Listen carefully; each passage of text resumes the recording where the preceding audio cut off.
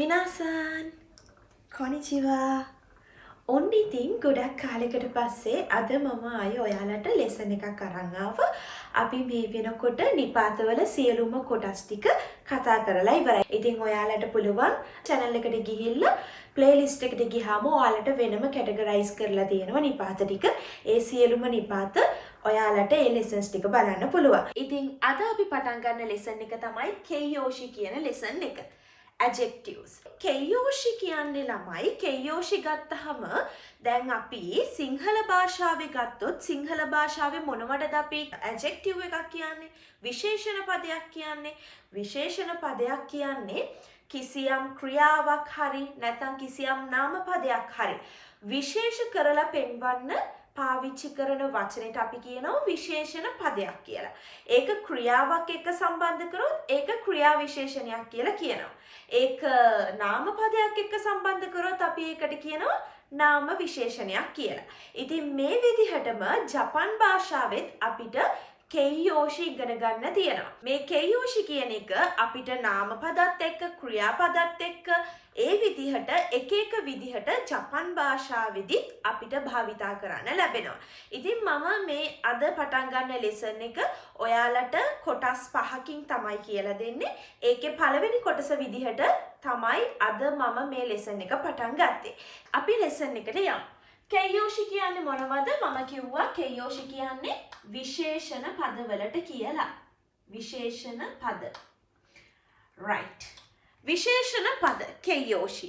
ජපන් භාෂාවේ Keiyoshi වර්ග දෙකක් තියෙනවා ළමයි. හරි. Keiyoshi වර්ග දෙකයි. මොනවද මේ Keiyoshi වර්ග දෙක කියලා සමහරව දන්නව ඇති අනිවාර්යයෙන්ම. Keiyoshi වර්ග දෙකයි. අපි මේ Keiyoshi වලට කියනවා Ikei සහ Nakei කියලා. මොනවද? Ikeiyoshi Nakeiyoshi වර්ග දෙකයි තියෙන්නේ. මොනවද මේ Ikeiyoshi සහ Nakeiyoshi කියන්නේ? අපි කියමු බලන්න. Ikei හරි. Ikeiyoshi සහ Nakeiyoshi. හරි. Ikei Nakei. E වලින් ඉවර වෙනවා නම් ඒක අපි කියනවා Ikeiyoshi එකක් කියලා. Ikeiyoshi හැම වෙලාවෙම E කියන සවුන්ඩ් එකෙන් තමයි ඉවර වෙලා තියෙන්නේ. E අකුරෙන්. ඊට පස්සේ Nakeiyoshi කියලා කියන්නේ ඒව ඉවර වෙලා තියෙන්නේ නා අකුරෙන්. හරි. ending එකේ E අකුරෙන් ඉවර වුණොත් ඒක Ikeiyoshi එකක්. ඒක නා අකුරෙන් ඉවර වුණොත් ඒක Nakeiyoshi එකක්. එහෙනම් Keiyoshi වර්ග දෙකයි. මොනවද Keiyoshi වර්ග දෙක? Ikeiyoshi Nakeiyoshi. මේ දෙකෙන්ම මේ Ikeiyoshi සහ Nakeiyoshi ගත්තහම Ikeiyoshi තමයි බහුලව තියෙන්නේ. තේරුණාද? Ikeiyoshi බහුලයි Nakeiyoshi වලට වඩා. Nakeiyoshi ගොඩක් අඩුවෙන් තමයි තියෙන්නේ. මේ Ikeiyoshi සහ Nakeiyoshi දැන් අපි කියවනේ මම මුලින්ම කිව්වේ මොකද්ද?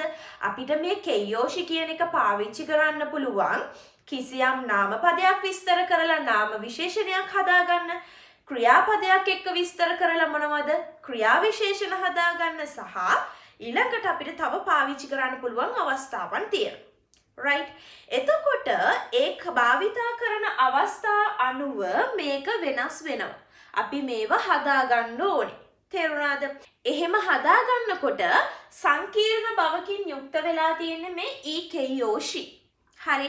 Ikeiyoshi තමයි පොඩ්ඩක් හදාගන්න සංකීර්ණ. හැබැයි Nakeiyoshi එක හරිම ලේසි. Nakeiyoshi එක දෙස් එක්ක වරණගලා හරිම ලේසියෙන් අපිට හදාගන්න පුළුවන්. ඉතින් අද මම මේ පටන් ගත්තු Keiyoshi පාඩමේ ඔයාලත් එක්ක කතා කරනවා කොහොමද Ikeiyoshi එකක් සහ Nakeiyoshi එකක් නාම පදයක් එක්ක ක්‍රියාපදයක් එක්ක එතකොට කිසියම් නාම පදයක් විස්තර කරන්න විශේෂණ පද ගොඩක් දාලා කොහොමද සම්බන්ධ කරන්නේ? ඒ වගේ කොටස් 5කින් ඕගොල්ලොත් එක්ක මම කතා කරන්න බලාපොරොත්තු වෙනවා. ඉතින් අපි බලමු කොහොමද මේ ටික හදාගන්නේ කියලා. කොටස් 5 තමයි පළවෙනි එක තමයි Keiyoshi ධන මේෂි. මේෂි කියන්නේ නාම පදවලට ඒකත් එක්ක අපි හදාගන්නවා නාම විශේෂණ. හරි. දෙවෙනි එක තමයි Keiyoshi ධන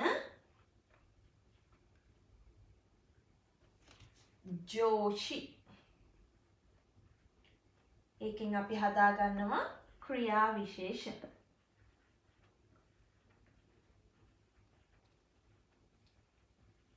හරි. ඊළඟට තුන්වෙනි එක තමයි කෙයෝෂි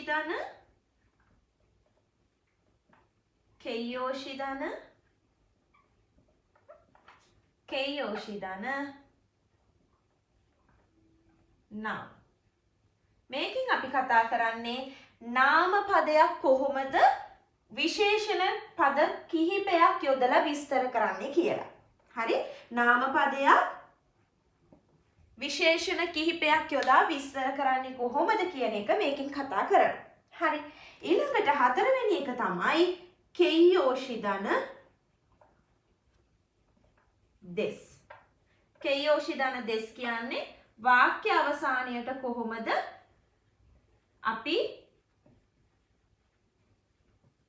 විශේෂණ පද භාවිතා කරන්නේ කියන එක මේකෙන් කතා කරනවා. හරි.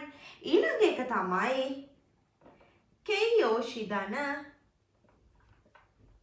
සා කියන එක. ඔයාලා අහලා තියෙන්නේ බව කම කියලා. පිරිසිදු බව අන්න ඒ වගේ අපි පාවිච්චි කරන්නේ. ඒ වගේ දේවල් හදාගන්නේ කොහොමද කියන එක තමයි කතා කරන්නේ. ඉතින් මේ කතා කරන පහ ඇතුලේ සම්පූර්ණම කෙයෝෂි කියන පාඩම ආවරණය වීම සිදු වෙනවා. හරි. ඒකෙන් මම ඔයාලත් එක්ක කතා කරනවා අද කෙයෝෂි එකක් කොහොමද මේෂි එකක් එක්ක භාවිතා කරන්නේ කියලා. ඒ වගේම තමයි ළමයි හොඳටම මතක තියාගන්න ඕන කරුණක් තමයි මේ කෙයෝෂි එකත් එක්ක කෙයෝෂිත් එක්ක කිසිම තැනකදී කෙයෝෂියකට පිටිපස්සෙන් අපි නිපාත භාවිතා කරන්නේ නැහැ. මොකද්ද? කෙයෝෂියකට පිටිපස්සෙන් නිපාත භාවිතා කරන්නේ නැහැ. ඒක හොඳට මතක තියාගන්න ඕන දෙයක්. right. අපි යමු කතා කරමු මුලින්ම කෙයෝෂි එකක් කොහොමද මේෂි එකක් එක්ක භාවිතා කරන්නේ කියලා. මේක හරිම සරලයි. මේකේ ලොකුවට ඉගෙන ගන්න දෙයක් නැහැ.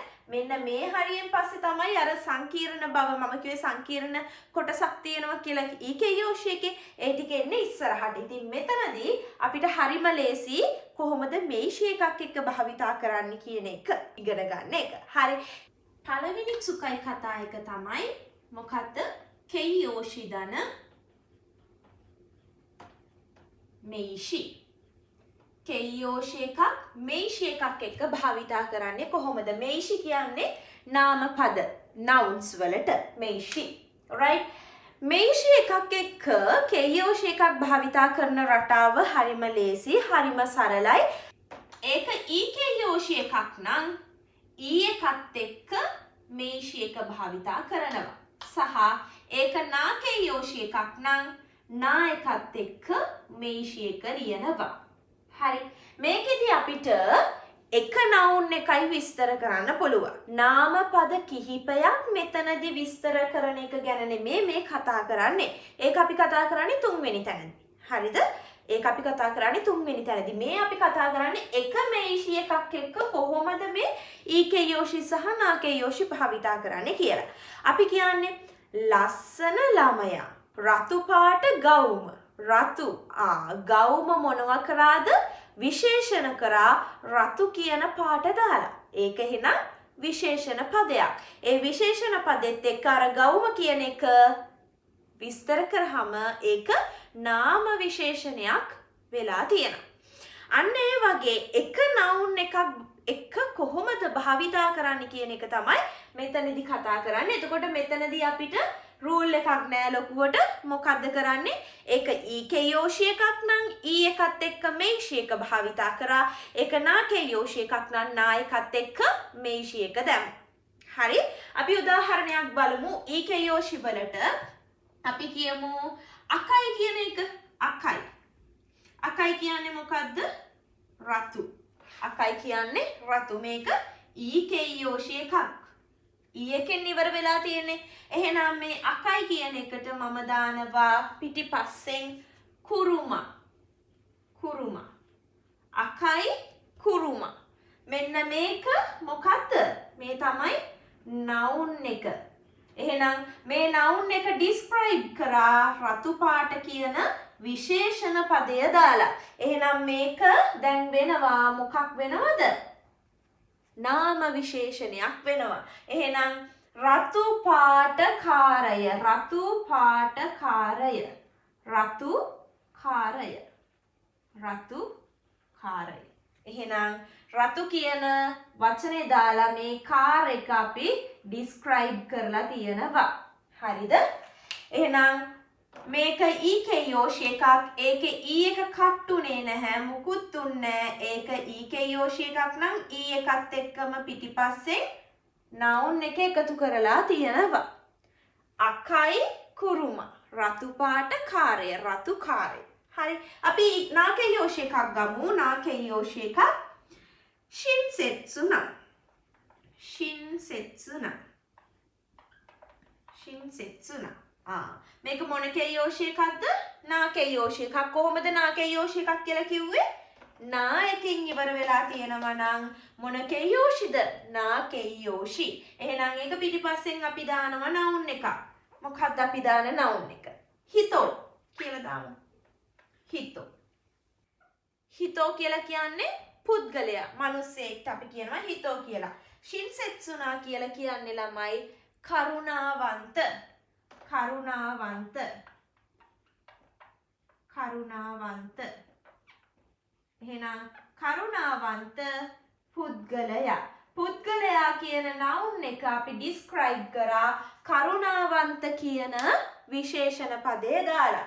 පුද්ගලයා කියන noun එක අපි describe කරා කරුණාවන්ත කියන මොන පදේ දාලාද?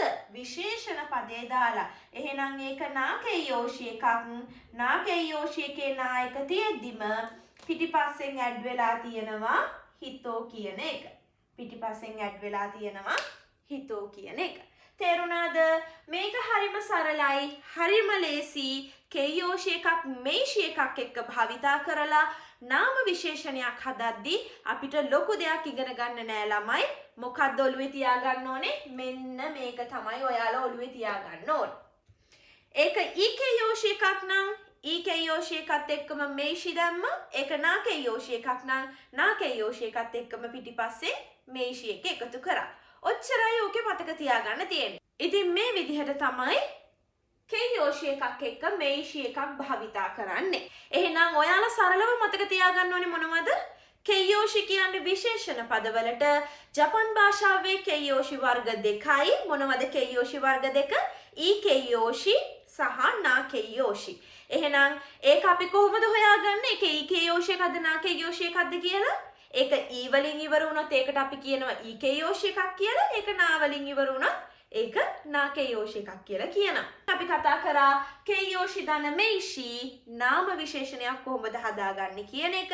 එතකොට කයෝෂි එකක් එක්ක මේෂි එකක් එකතු කරද්දී කිසිදු වෙනසක් වෙන්නේ නැහැ. ඒක EKයෝෂි එකක් නම් EKයෝෂි ප්ලස් මේෂි. ඒක නාකයෝෂි එකක් නම් නාකයෝෂි ප්ලස් මේෂි.